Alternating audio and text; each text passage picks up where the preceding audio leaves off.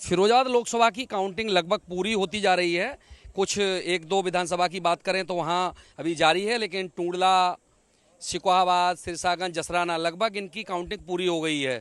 अंदर जो मतगणना कर्मी थे, पार्टी के एजेंट थे, वो तमाम लोग अब बाहर की ओर निकलते जा रहे हैं। भारतीय जनता पार्टी के तमाम पदाधिकारी भी हैं, वर्कर्स भी हैं और समर्थक भी हैं। मायूसी है, लेकिन कुछ लोगों में ये उम्मीद है कि सरकार हमारी बनती जा रही है, भले ही प्रत्याशी हार गए। हालांकि शुरुआत इससे करेंगे, प्रत्याशी की हार के पीछे के कारण क्या मानते हैं आप? देखिए, प्रत्याशी की हार का कोई कारण नहीं है। ये तो लोकतंत्र है। लोकतंत्र में जनता स्वतंत्र होती है, जिसको चाहे उसको वोट देती है। लेकिन वर्तमान परिप्रेक्ष्य में हमने ये जरूर देखा कि जो बहुत सा वोट दूसरी पार्टी का था, जिसको हम कह सकते हैं बहुजन समाज पार्टी का वोट, सीधा सीधा डाइवर्ट समाजवादी पार्टी को हो गया। और राशन लिया सरकार का, लेकिन वो मोदी जी को इन्होंने नहीं चाहा। लाभ लिया सरकार का, लेकिन उन्होंने मोदी जी को वोट नहीं दिया।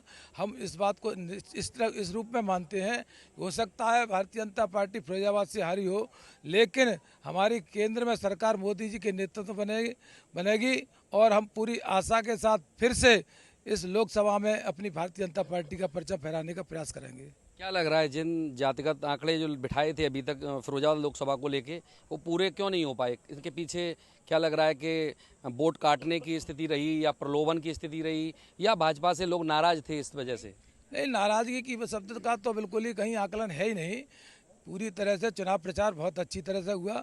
हमारे प्रत्याशी ने बहुत मेहनत की, लगन के साथ मेहनत की। हमारे कार्यकर्ताओं ने बड़ी एकजुटता के साथ मेहनत की।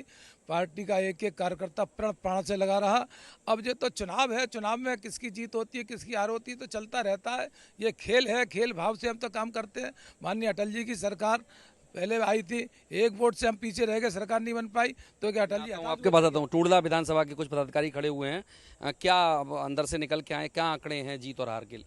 देखिए, टुंडला विधानसभा हमेशा भाजपा जीतती रही है और इस बार भी टुंडला विधानसभा से हम लगभग 10 से 15 हज़ार के बीच में जीत रहे हैं। मूल कारण यही रहा कि जो नैरेटिव एक विपक्ष ने फैलाया था कि लोकतंत्र खतरे में है या संविधान खतरे में है, संविधान बदल देंगे, उस चूंकि भाजपा का उतना ही परसेंट वोट मिला जितना पहले मिला था, लगभग 4-5 लाख वोट हमें मिला, लेकिन जो बसपा का वोट था, जो उनके कमजोर प्रत्याशी होने के कारण और एक संविधान खतरे और लोकतंत्र खतरे होने की बात नैरेटिव में फंसकर समाजवादी पार्टी की तरफ चला गया, उसी के कारण हमारी हार हुई है। और हम चुनाव अभी जो भी रिजल्ट आएगा उसके बाद हम लोग समीक्षा करेंगे और निश्चित ही हम आगे काम करेंगे और 2027 में और उसके बाद 29 में फिर चुनाव जीतेंगे। क्या मानते हैं, आपको जो बीवा है? नहीं नहीं, ऐसा कुछ नहीं है। बीएसपी का वोट जो हम लोगों ने जहां प्रयास किया है, जिन लोगों के पास गए हैं और जो लोग शिक्षित हैं, जो जानकार हैं, जो वास्तविक देश के हित की बात सोचते हैं, वो हमेशा मोदी जी के साथ ही रहते हैं। क्योंकि मोदी जी ने हमारे देश को कहां से कहां तक पहुंचाया, हम लोग उसी निष्ठा और ईमानदारी के साथ मेहनत करते हैं। अपने लोकसभा में भी हमने ये मेहनत की है और दरअसल हमारा फिर भी हमें कहीं कोई कमी रह गई है तो हम आगे उसको सुधारने की कोशिश करेंगे। लगभग हमारे प्रत्याशी ने बहुत मेहनत की, देर रात की, समय भी थोड़ा कम मिला प्रत्याशी को, उसके बावजूद भी हम लोगों ने प्रदर्शन ठीक किया। हमारी टुंडला विधानसभा तो जीती है और आगे भी जीती रहेगी, हमेशा आगे जीती रहेगी। बिल्कुल बिल्कुल। आप क्या मानते हैं, जो समीकरण जीत के लेकर चल रहे थे वो एकदम विपरीत हो गए? हाँ बड़े भाई, ऐसा है जो हम सोचे बैठे थे, जैसे कि सिरसागंज है या सुखाबाद है या जसराना है, तो वहाँ हम इतना अंतर नहीं सोच के चल रहे थे, मगर उससे ज़्यादा डिफरेंस यहाँ पर मिला है। दूसरा, हम आपको बताएं, टुंडला विधानसभा में भी हम वहाँ से जीत के आए हैं, लेकिन जो उम्मीद थी, क्योंकि कुछ परसेंटेज में हमारी ही पार्टी के कुछ वोटर थे, वो हमारे उससे छिटक गए थे। बघेल वोट कटा है टूंडला से, कारण क्या मानते हैं? नहीं, बघेल वोट इतना नहीं कटा जितना लोग कह रहे हैं, वो भी हमें मिला है। वैसे वोट तो हमको ज़्यादा सभी के मिले हैं। अगर कटते तो हम विधानसभा, उम्मीद इतनी नहीं रखी होगी ना? हाँ, उसमें कुछ ना कुछ फिक्सिंग हुई है। कारण तो समीक्षा करेंगे, तब समीक्षा करने पे कारण सामने आएंगे। आप बताइए भाई साहब, विधानसभा फिरोजाबाद में हमेशा जीत रहती थी, इस बार कैसे गड़बड़ हुआ? ऐसी कोई बात नहीं, लोकतंत्र का पर्व था ये, और निश्चित रूप से पर्व में सभी ने बढ़ चढ़ के हिस्सा भी लिया था।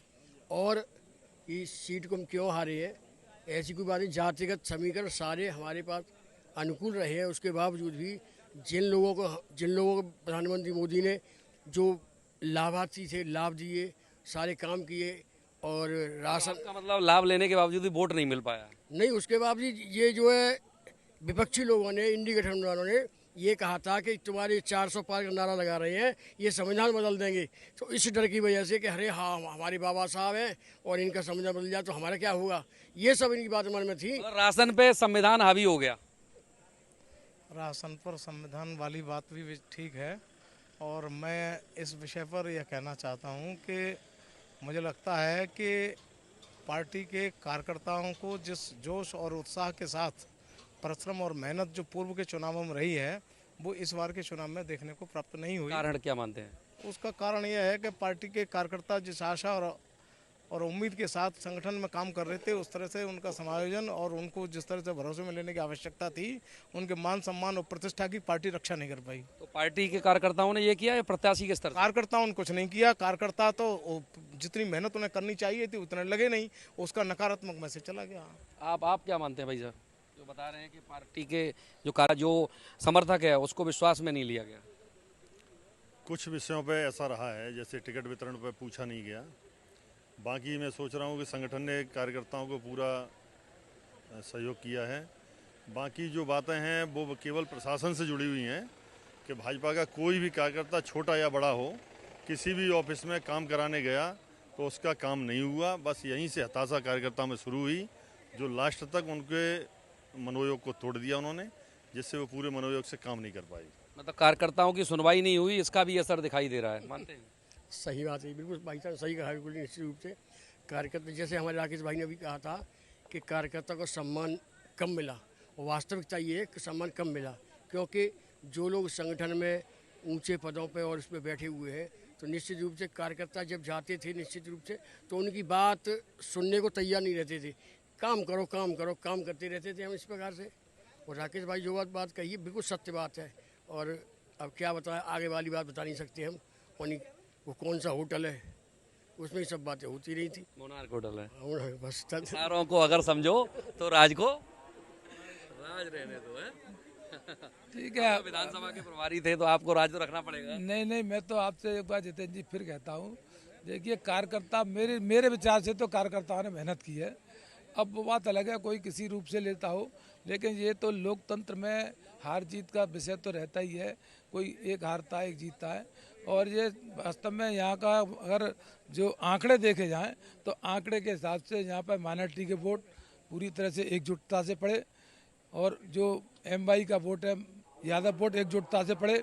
हमारा जो वोट भारतीय जनता पार्टी का था वो इधर उधर बिखराव की स्थिति में रहा, हम उसको एकजुट नहीं कर पाए, यही हार का कारण रहा।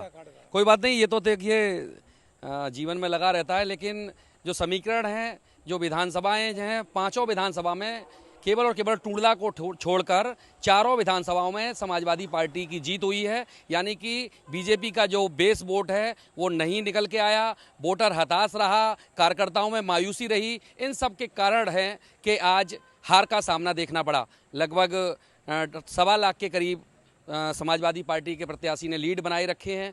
देखते हैं अब आगे कितनी बढ़त आती है। कार्यकर्ताओं की बातें आपने समझी और अंदर से बात निकल के आई कि कार्यकर्ताओं की अनदेखी की गई।